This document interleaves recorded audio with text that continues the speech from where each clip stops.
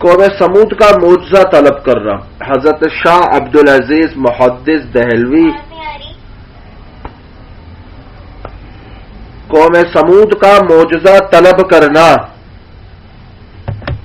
حضرت شاہ عبدالعزیز محدث دہلوی رحمت اللہ علیہ نے حضرت صالح علیہ السلام کے قصے کو سورۃ الشمس کی تفسیر میں اس طرح بیان فرمایا ہے کہ حضرت صالح علیہ السلام نے حکم الہی کی تبلیغ و دعوت اور اسلام پر اپنی قوم کو کرانی شروع کر دی اور ہر چند قوم کو نصیحت کرتے، لیکن قوم نے انکار پر اصرار کیا اور حضرت صالح علیہ السلام سے معجزہ طلب کیا۔ آپ علیہ السلام نے فرمایا اگر میں جب تمہاری خواہش کے تم کو معجزہ دکھا دوں تو پھر بھی تم نے اگر میرا کہنا نہ مانا اور ایمان نہ لائے تو پھر عذاب الہی میں گرفتار ہو جاؤ گے۔ لوگوں نے کہا کہ ہم فلاں تاریخ کو ہر سال شہر سے باہر جاتے ہیں اور بتوں کو بھی اچھی پوشاک اور زیور سے آراستہ کر کے لے جاتے ہیں، پھر ان سے اپنی حاجتیں مانگتے ہیں، تو بھی ہمارے ساتھ چل اور اپنے خدا سے اپنا مطلب مانگ، پھر دیکھ کہ تیرا خدا کیا دیتا ہے۔ حضرت صالح علیہ السلام نے اس بات کو قبول کر لیا، پھر اس دن شہر سے باہر گئے جس دن کا وعدہ کیا تھا۔ حضرت صالح علیہ السلام کے ساتھ جو تھوڑے سے مسلمان تھے وہ بھی گئے، اور جب عیدگاہ کو پہنچ گئے تو انہوں نے اپنے بتوں کو نہایت ہی زیب و زینت سے آراستہ کر کے اپنے سامنے تختوں پر بٹھایا اور بڑے ادب سے اپنی اپنی حاجتیں مانگنے لگے۔ اب یہ جو بت پرستی ہے، یہ سجانا سجونا، اگر آج کی دور کی خرافات کو دیکھا جائے تو آج کے دور میں تعزیے کی صورت میں یہودی بھی اپنے وہ چھوٹے چھوٹے علم نکال کے لاتے ہیں، وہ اس کو سجا سجو کے، یہ وہی چیزیں وہ ہندو بھی اپنے بتوں کو سجا سجو کے لاتے ہیں۔ وہ گنپتی باپا کا وہ جو ایک فیسٹیول ہوتا ہے، ان کا جو تہوار ہوتا ہے، اس کے علاوہ ہنگلاج کا جو پوجا ہوتی ہے، بہت ساری چیزیں، تیرتھ یاترا کی جو پوجا ہوتی ہے، یہ سارے کانسیپٹ جو نکل آئے یہ وہاں سے لیتے ہوئے ان لوگوں کو آج یہ لوگ فالو کر رہے ہیں۔ آج 2022 میں بھی ایسے لوگ ہیں جو 12 ربیع اول میں بھی تقریباً اتنی اب خرافاتوں نے جنم لے لیا ہے کہ چلو جی ایک طبقہ تو خوشی مناتا ہے، وہ اس کا ذاتی مسئلہ ہے، مگر اس کے بیچ میں اب وہ تعزیوں کی صورت بنا کر، وہ خوبصورت سے علم بنا کر وہ لے کر آنا، وہ تعزیے اور وہ کرنا، اور ادھر اہل تشیع وہ بھی تعزیوں کو سجا کر، اور ادھر وہ یہودی وہ بھی ایک چھوٹے چھوٹے تعزیوں کو اور تالمود کتابوں کو سجا کر لانے لگے، اور وہ باقاعدہ طور پر ایک اس کو وجود دے دیا۔ اور یہ وہ رسمیں ہیں جو تو پورے سالوں ہزاروں سے چلی آ رہی ہیں جن کو کر رہے ہیں، مگر ان کو کنٹینیو کوئی آگے رکھ ہی رہا ہے اور چلا ہی رہا ہے، حالانکہ اس سے ہر نبی روکتا رہا۔ حضرت صالح نے فرمایا بتوں سے کوئی انوکھی چیز مانگو تاکہ ہم بھی دیکھیں کہ تمہارے بت کیسی قدرت رکھتے ہیں۔ وہ لوگ بڑی عاجزی سے مانگ رہے تھے لیکن کچھ بھی نہ ہوا، آخر وہ عاجز ہو کر بیٹھ گئے۔ پھر حضرت صالح علیہ السلام نے فرمایا اب تم جو کچھ کہو میں اپنے مالک الملک اور قادر علی اطلاق کے سامنے ہاتھ پھیلا کر مانگتا ہوں، اس کی قدرت کو بھی دیکھو، اپنے خاص بندوں پر کتنا مہربان ہے۔ پھر اپنا یہ جند بن عمر جو ان کا بڑا سردار تھا، سب سے اس نے کہا کہ تم جو چیز طلب کرنا چاہو طلب کر لو جو یہ نہ لا سکے اور عاجز ہو جائے، تاکہ ہمارے جو بت نے ہماری بات نہ مانی تو یہ بھی کہ ہماری نظروں میں ایسا ہی ہو جائے کہ ایسی کوئی چیز مانگو۔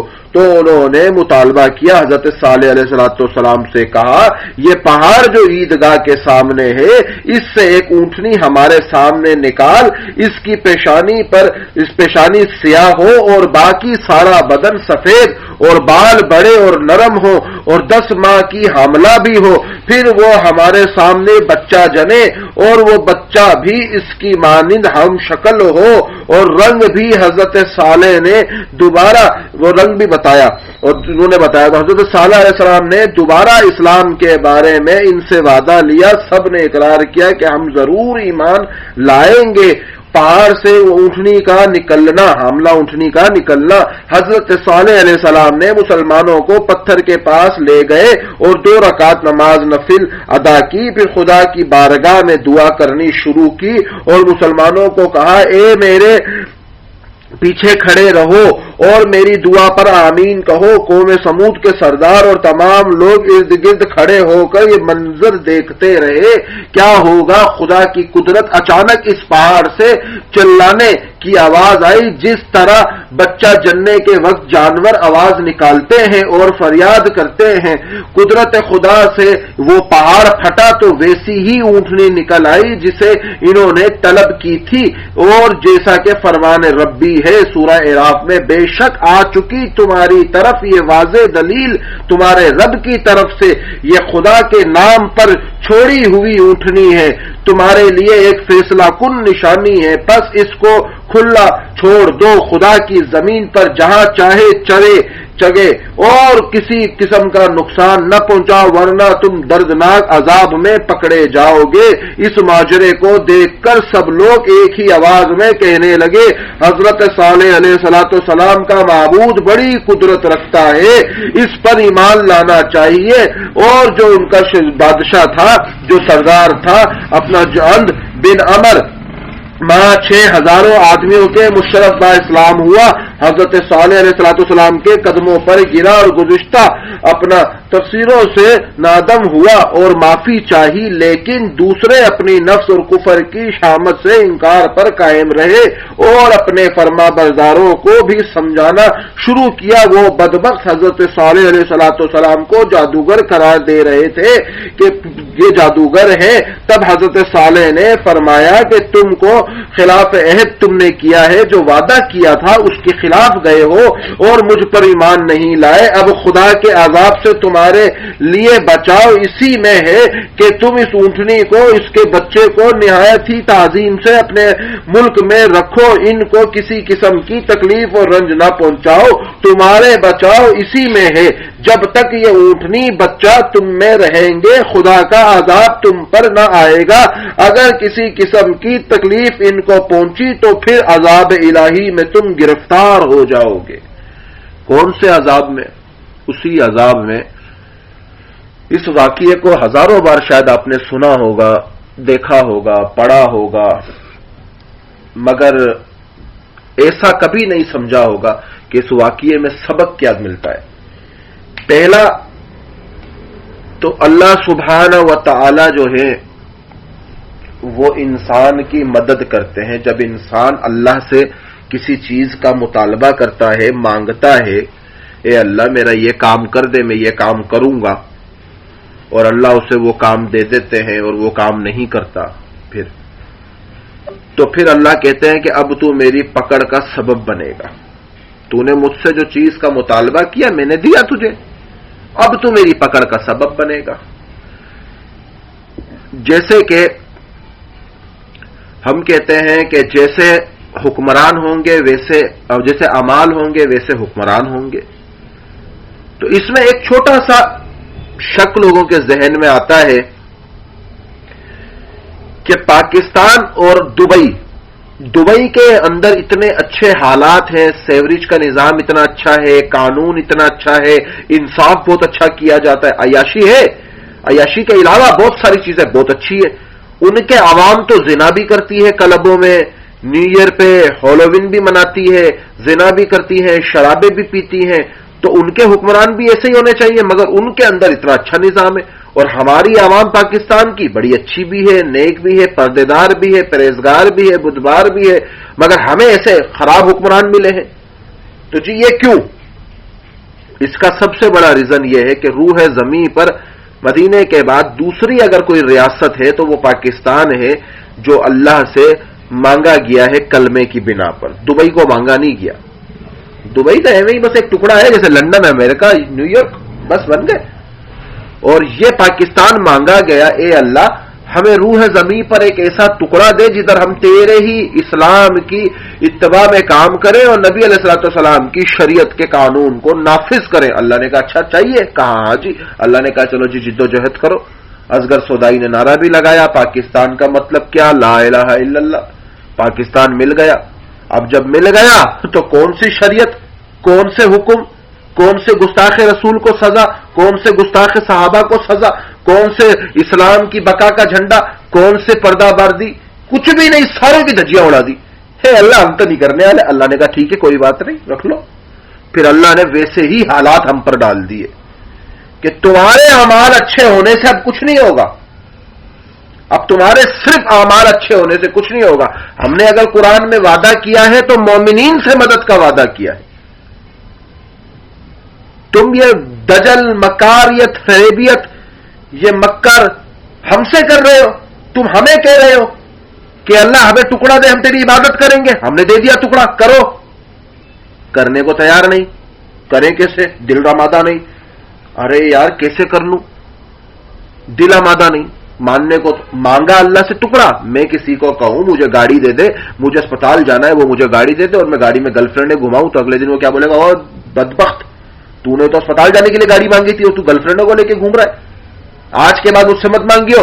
یا تو پھر وہ مجھ سے غصہ نکالے گا یا وہ مجھ سے بدلا لے گا کہ یار یہ کیا بے غیرتی لگا رکھی ہے.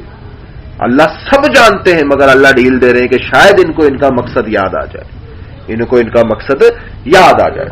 تو پہلا پیغام تو ہمیں یہاں سے یہی ملتا ہے کہ جو چیز اللہ نے ہمیں دی ہے، آج ہم کہتے ہیں شکر الحمدللہ ہم مسلمان ہیں، مگر مسلمان والے کام نہیں کر رہے.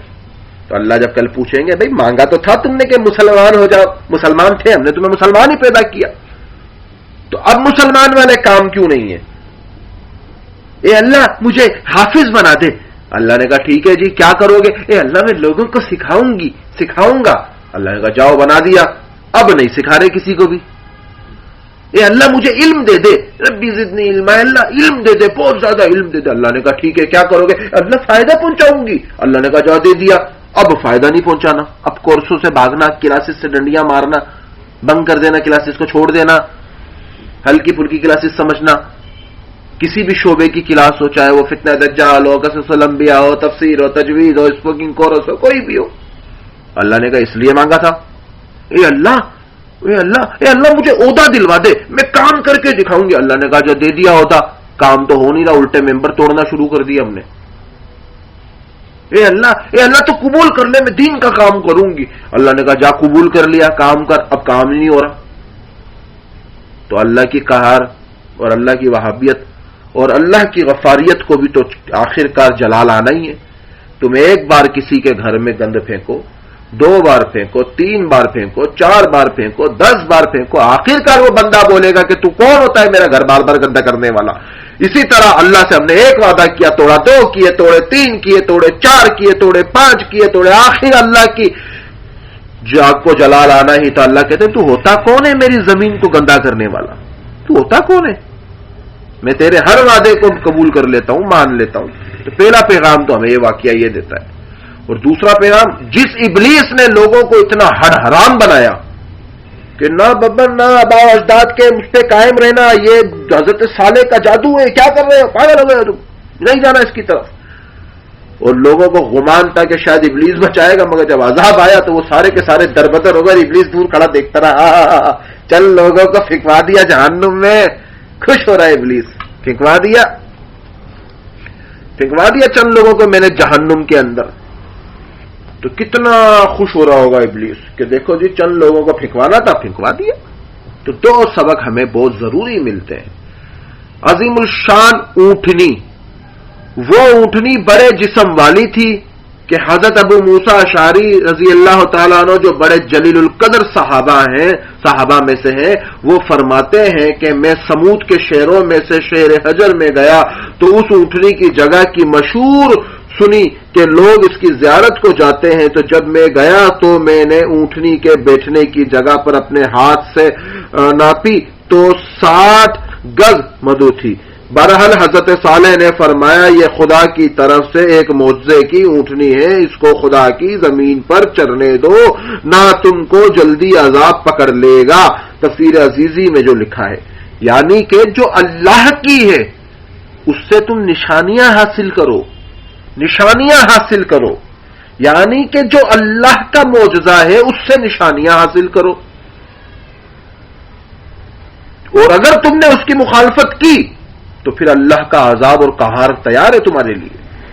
آج کے دور میں جو حافظ، مولما، عالم، مفتی، شیخ الحدیث، علماء کرام، حدیث، یہ معجزے ہیں اللہ کے، یہ آج کے دور میں تو اس کو کرامت کہیں گے، مگر یہ وہی علم کا معجزہ ہے جو اللہ نے ان کے سینوں میں رکھ دیا۔ یہ کتابیں، یہ حدیثیں، یہ قرآن، ان سے نصیحت پکڑو، ان کے خلاف جاؤ گے تو پھر تیار ہو جاؤ اللہ کے عذاب کے لیے، پھر تیار ہو جاؤ۔ یہ جو زبان درازیاں ہوتی ہیں علماؤں کے خلاف، پھر تیار ہو جاؤ۔ یہ زبان درازی ہوتی ہے قرآن کے اصولوں پر، پھر تیار ہو جاؤ۔ پھر یہ جو مخالفت ہوتی ہے شریعت کے اصولوں کی، پھر تیار ہو جاؤ۔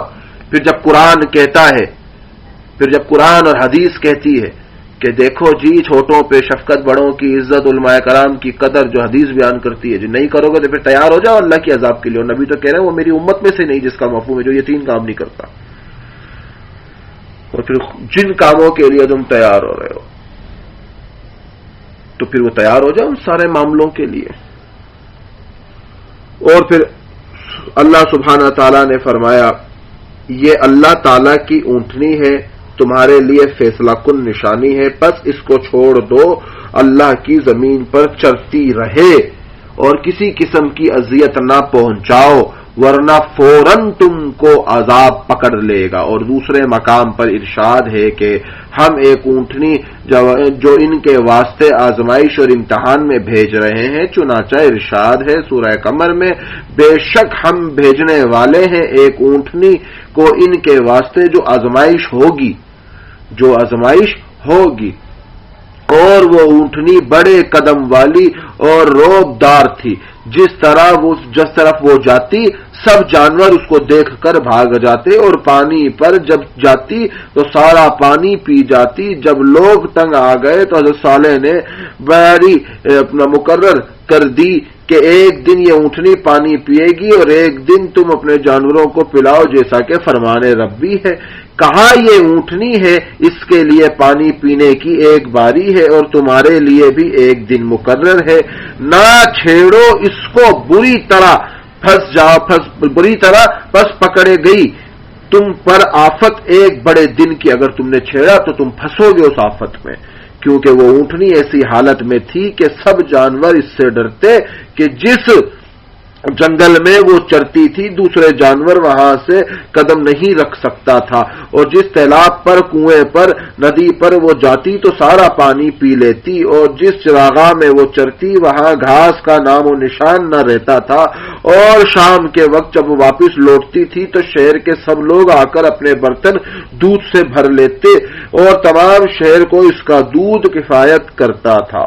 کتنا فائدہ بھی ہو رہا تھا، مگر پھر بھی وہ مخالف تھے۔ بس پھر انشاءاللہ آج کی نشست یہی ختم کرتے ہیں، کل زندگی رہی تو اونٹنی کا قتل اور اونٹنی کے گوشت کی تقسیم اور مہلت کے صرف 3 دن، پھر اس پہ نشست کر لیں گے۔